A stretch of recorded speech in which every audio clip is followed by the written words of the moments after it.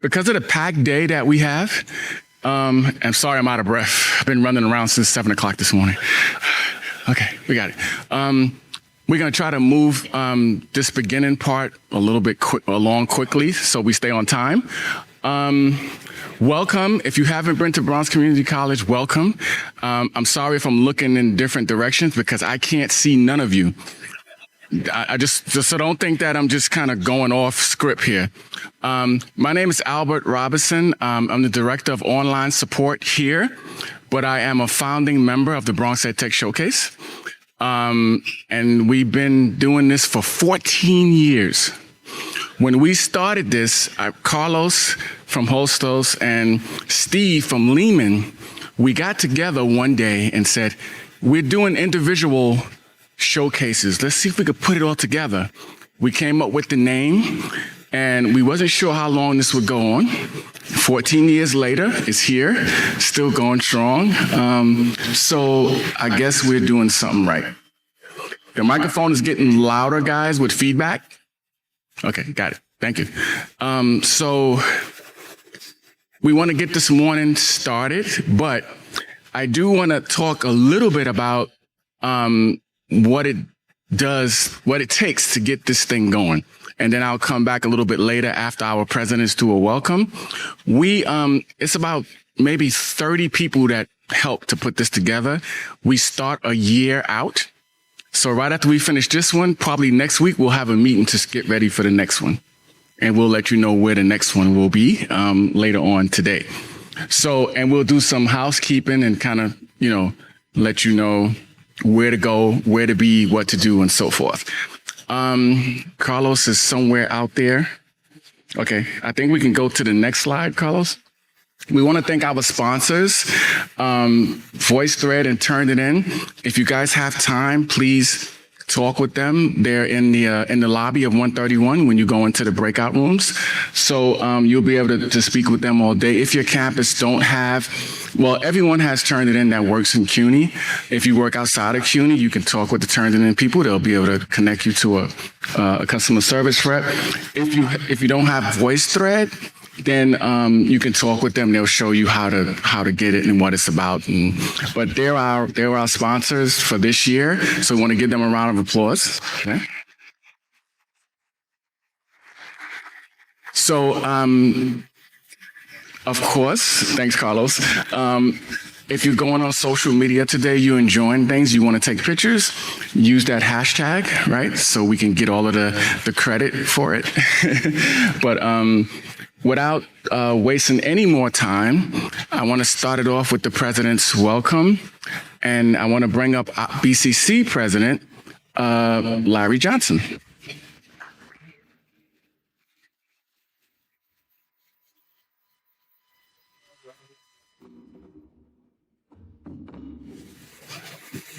All right, good morning, everyone. Oh, it's working. Good morning. Good morning. Oh, okay, this is right. Good morning. Good to see all of you. Such a pleasure to be here. First, I want to recognize my CUNY colleagues, my partner in the work that we do, and our great president, Lehman College, Fernando Delgado. Round of applause, please. Thank you for being here, sir.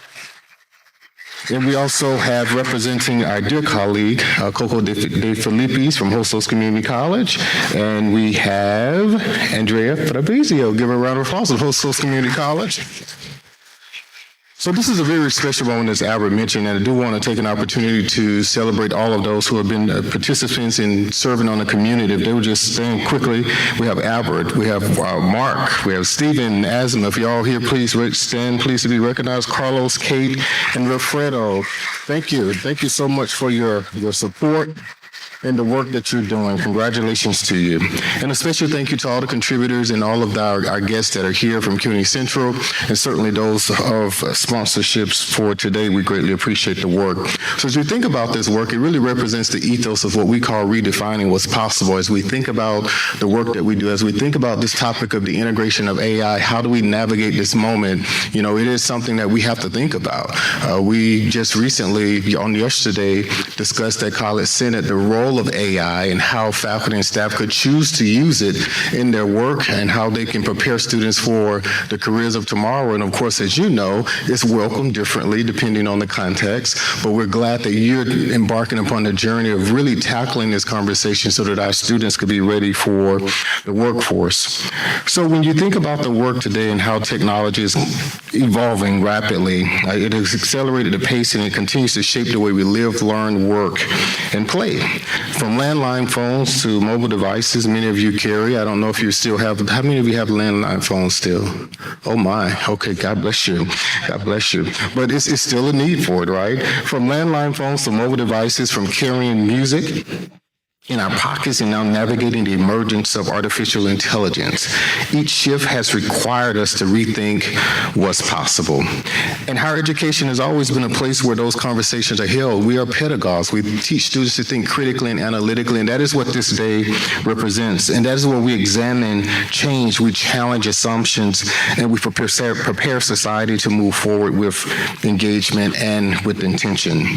And when we have these conversations, it's from the place of what we're calling a constructive dialogue, and we're engaged in that across the university around framing how we think about the work, allowing us to express ourselves in a way that may not be received by all, but in a way that's constructive. And this is one of those topics, and we greatly appreciate the role of constructive dialogue and the norms that's being provided there and how we're being able to integrate that into these conversations. So as you begin this conversation today, I encourage you, as many of you already drink the Kool-Aid, to lean in, to challenge assumptions, and to really help us to understand how this work will really change the trajectory of lives, not only in New York City, but certainly across the globe. What I love about this work is that it is a shared partnership between Hostos, Lehman, and Bronx Community College. I believe, in my colleague, Dr. Delgado mentioned this is probably one of the boroughs where our colleges are, in terms of the synergy, there's so much great synergy, and to have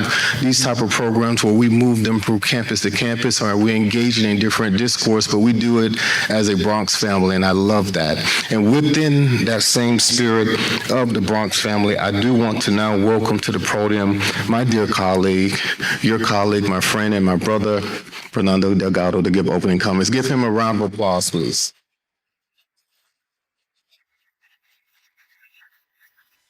Can you hear me in that? Yeah. Okay, I'm gonna use my teacher voice. I can speak public speaking. Now I'll use a quieter voice. I have a very wide impression. I won't do it. President Johnson, thank you. We started in CUNY at the same time. We went through orientation together. And not to him, because I'm very respectful of him, but when I talked to the other presidents, they said, "Oh, it seems like you have good relationships with the presidents." I'm like, "Well, you know, Daisy and I work closely together, and now that Larry's in the Bronx, of course we work together. I mean, he's my fellow brother from the desert. We both worked in Arizona for a number of years. Ask us, we know what a drought looks like." I apologize for how I look today. I spent some part of the morning at another great Bronx institution, Montefiore Hospital. I learned a new phrase, soft tissue injury. For those of you of a certain age, you may enjoy the fact that said soft tissue injury occurred while I was in bed sleeping last night. So I have no idea how it happened. I do know at 6 o'clock my foot was swollen and it hurt a lot. And the doctor, who looked about 35, just said, "Yeah, no, we'll drain it. It'll be fine. Here's a naproxen and something only somebody that age would say to me. You know, stuff happens when you get older."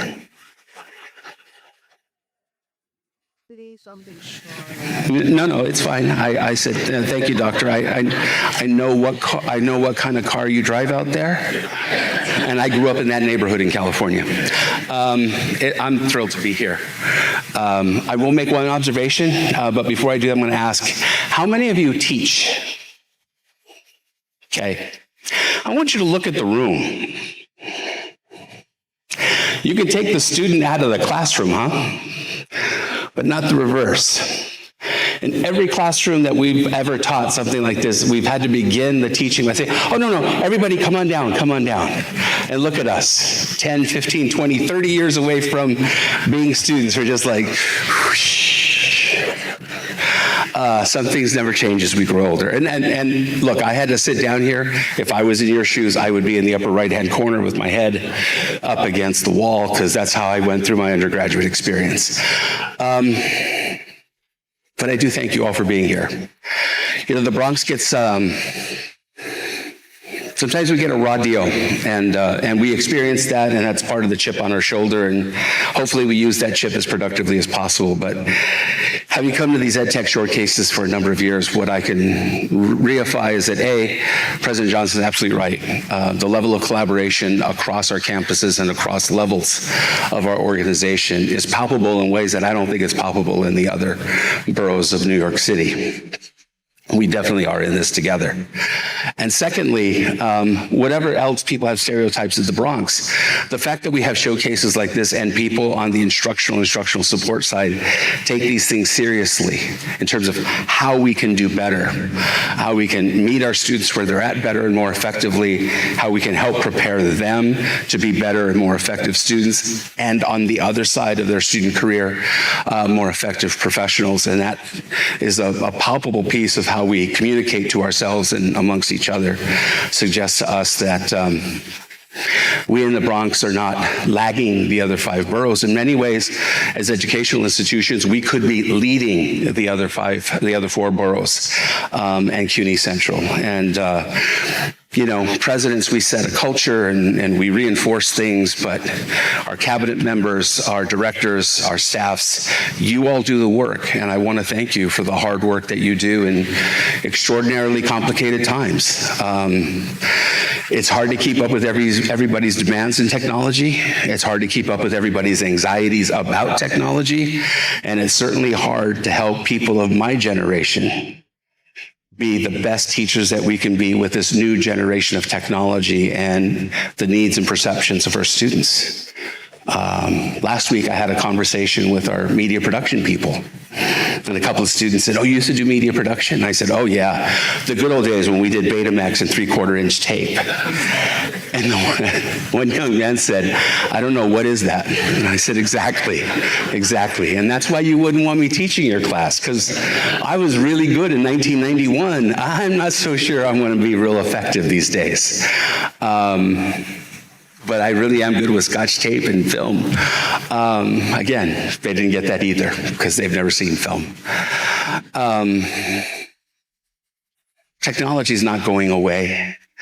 AI is not going away. As a citizen of the world, I have profound doubts about the technologies around AI.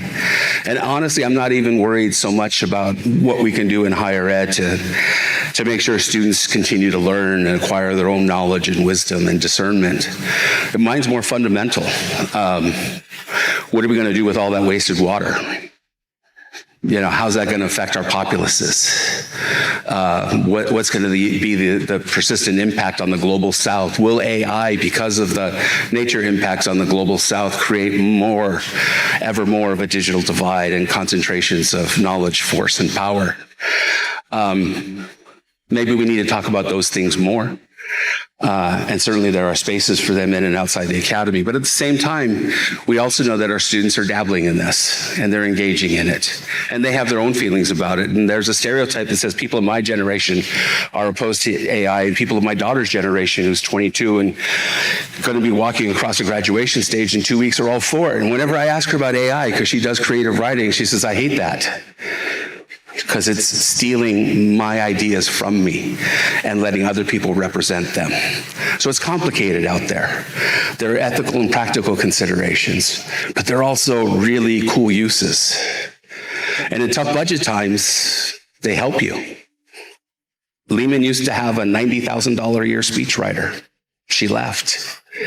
We didn't replace her for 2 reasons. One, I mean, I got a PhD in speech. I ought to be able to sort of figure my way around a speech. But secondly, even when I need a draft, we figured out very early we can send prompts, and I am shocked sometimes at how good those first drafts are. Now, they're not as human as I'd like them to be. ChatGPT and the other tools don't have my wonderful sense of humor. They haven't yet, as learning models, understood that part of what makes humor humor isn't the words and the timing of the words, it's the spacing between the words. But it might get there. In the meantime, it's allowed me to redeploy that money to do other things to make a difference at Lehman that were more impactful than just having a presidential speechwriter. Our admissions team uses them to help model and communicate to prospective students. Our advancement team uses it in lieu of somebody making cold calls because we can customize the messages. And they have proven, at least in the first year, to be more effective. So there's clearly spaces where we've seen this, but it is complicated. And you can't turn to your friendly neighborhood president to have all the answers, because candidly, I don't. I have conflicted feelings on both sides of the issues regarding certain forms of technology and AI. But conversations amongst practitioners and experts are always what we need, because that's what we do best in higher education, right? That's how we get to discernment, by having really profound conversations about things that matter in the spaces that we work in. So I want to thank you all.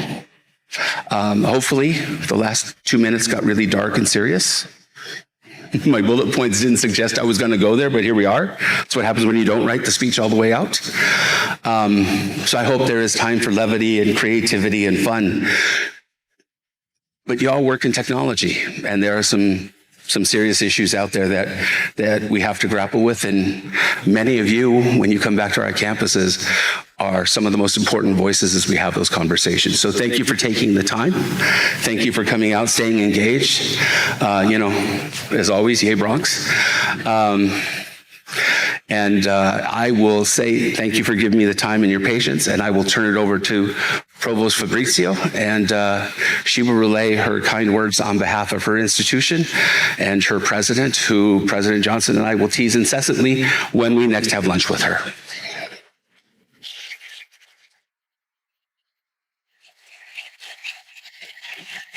Thank you so much, President Delgado. Good morning, everyone.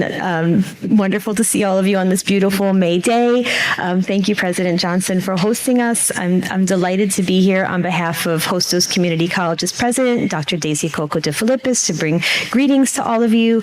It is just so exciting that for 14 years, our 3 campuses have been coming together to learn together, to share together around the questions of technology and the connection between technology and education, especially as we know, as has already been shared this morning, technology is ever evolving, right? And often more rapidly than we think about what we're doing in our classrooms, right? Technology changes every day. It changes from month to month, especially in these past years. We're seeing that very quick evolution of technology. So it's never solved, right? The question of how does education and technology, how do they work together, never gets solved, never gets completed.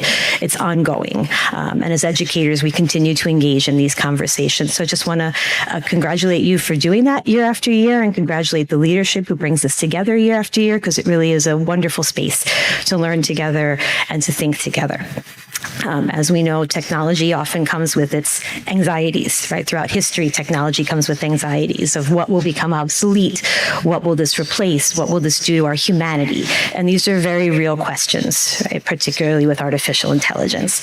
But I wanted to share with you something from our students at Hostos that we found very profound these past few weeks. We had this lovely focus group with our student leaders on campus, where we brought them together to ask them, what are you doing with AI in the classes? Are you using it? Do you have challenges with it? Just to get their feedback. And they shared so many wonderful things, really insightful things. But the one that I thought was most relevant to talking with you this morning was they said, it's a tool. And if you can't think critically, then you can't use the tool. Right?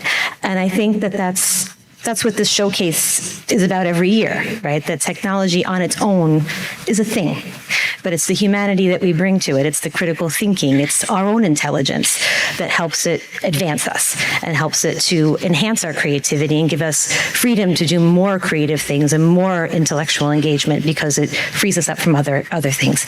And just looking at your programming this morning about integration and intentionality and the embracing of technology and sharing together. That is really a beautiful spirit of looking at this relationship between education and technology. technology, and I want to congratulate you on that and wish you a wonderful showcase. So thank you.